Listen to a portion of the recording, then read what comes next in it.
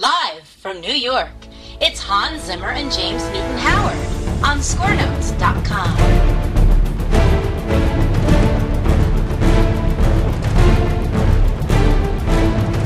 So, I guess my first question is this the first time in your professional careers that you can remember a premiere week like this?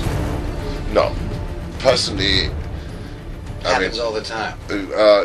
Remember, I was the fool who said to Jeffrey Katzenberg, "Hey, Jeffrey, let's do Spirit since the horse doesn't talk. Let's just do it live in Cannes." Oh, boy. You know, the whole premiere. Uh-huh. Wow. And that was long ago that I forgot the pain. Yeah. And the anxiety. What did you play the whole score on? Played the whole score live. To the movie. To the movie. It's like old-fashioned movie going right there. Absolutely. That's a good idea, though. Yeah. That's what I thought. Good idea. It's scary as hell. Because here's the thing: when you play concert, and James, who's played lots of things, will tell you that I'm telling the truth. When you get to a really hard number, you can take a breather, and you decide when you play the next note. You can't do that with a movie. You know, I'm getting through this ridiculous stuff, and whoa, here's the next one. Right. So, but to answer your question slightly more gracefully, I don't think this is an extraordinary movie, which we have been suspecting for a while, and I think now other people are suspecting it or having full knowledge of this. So that's been really good. But it's I'm only just calming down from being told by the IMAX theater, if the tiger falls off the stage and rolls into the screen, that would be a bad thing. If, since we were tied, into their sound system, if you blow the speakers before we show the movie, that could be a bad thing. So I've been carrying that sort of on my shoulders for a little bit. So today I'm starting to feel... Loosen up a little bit, right? Yeah. So how was last night, the premiere night? It was fantastic. It was fantastic. And the best thing for me was that Chris, who knows everything and everything that's going on, and really is a hands-on director, I said to him, "Look, I want to surprise you. I don't want you to know what I'm doing." And he had to sit in his hotel room and and he loved it. And he loved it. He loved it. So that was great praise indeed. I'm still really excited about it. I went up to him and I said, my only concern was that we were using the bat flaps, this big sort of signature sound in our musical preamble before the movie started. And he said, I thought about the same thing. And when I first heard it, I was a little bit, I'm not so sure about this. But they said the way it worked, it was so different that he thought, he just loved every single thing about it. And if you know Chris, that's an impossibility. He just doesn't. Yeah, he's a tough man to please.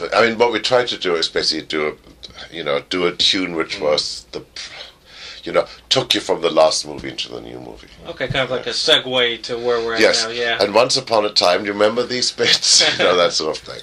That's great. Now, I actually did want to ask you, what piece did you play? Was it anything from The Dark Knight, or is it a combination? It was a combination. It was cobbled together especially for the occasion. Very nice. And Warner Brothers got really excited afterwards and said, "Okay, so we're doing this in Chicago." And I'm going, "No, this is you get this once." Now, is it safe to say, for those who have yet to hear the music, that you've upped the ante with the score, much like Chris has done with the movie? Have you taken it to maybe the next step as far as the intensity goes? As far as the intensity goes, yes. Yeah. Definitely, I think so. Yeah, we intensity, I guess, and the two new characters, two new big-time characters. In case you hadn't heard. Yeah, rumor has it the Joker and... so, there's a lot of new music, and, I think the burden that falls upon you when you're doing a sequel to a movie as successful as Batman Begins is, how do you improve upon it? How do you make it better? What do you use from the old one? What do what new material do you have? And I think that we've done that, managed to do that really well. I think we really dedicated ourselves individually to the two new characters. Hans really being responsible for the Joker, and me taking care of Harvey Dent. Plus, it was really nice hearing what people had to say last night. It's interesting to actually finally get, feedback from real people.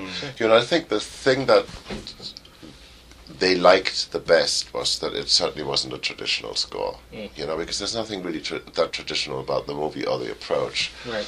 And you know, anybody who assumes that it's going to be a traditional orchestral score and isn't going to like this, which is fine. I mean, for me, you know, what felt great was that right from the word go, I never had to go and write a pretty note. I didn't have to go and write, you know, nor did James. Neither of us ever had to write, you know, that superhero theme. That, you know, the idea of pushing the envelope and pushing it way past what your normal summer blockbuster has. Right, and that in turn makes it a different type of movie too. You know, and some people have sent me, you know, some stuff from, I'm not sure if it was your website or somebody else, you know, and I mean, me, of course, more than James, because James is the nicer guy and the better composer.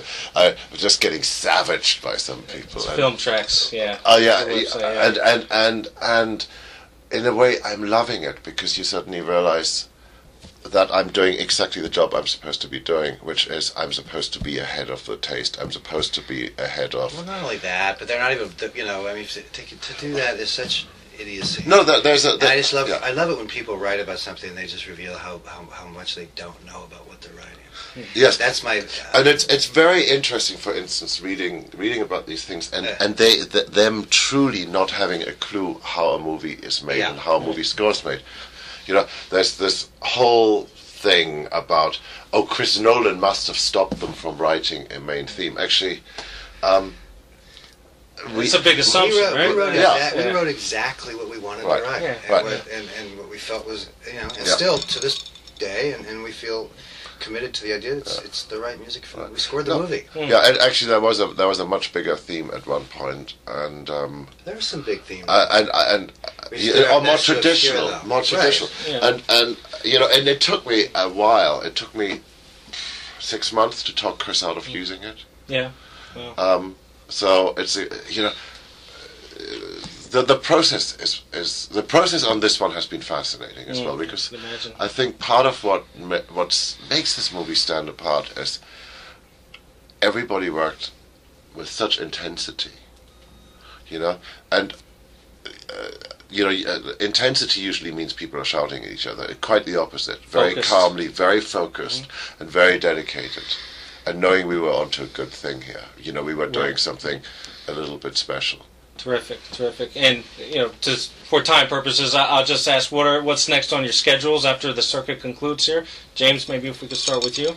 I'm going to do a movie called Confessions of a Shopaholic that P.J. Hogan's directed, and then a movie called Duplicity that Tony Gilroy's directed. My friend James. You know, after we actually had a great night last night and we went to bed very late, actually got up at 8:30 this morning to go and spot another movie. Now that's dedication. Wow. You know? Yeah. That's called bad scheduling. No, I think that's dedication. You know. And for you, Hans? What am I doing? I'm doing Madagascar 2. Hey, I'm the sequel guy at the moment. I'm doing Madagascar 2 and I'm doing Angels and Demons. And then that's it, you know. Then we're going to charter a big yacht and go to the Caribbean. Well, I'll visit you there while I'm on tour because that's what I'm doing, you know. And my very last question: underrated movies that you both have worked on. For you, King Arthur. For you, The Postman.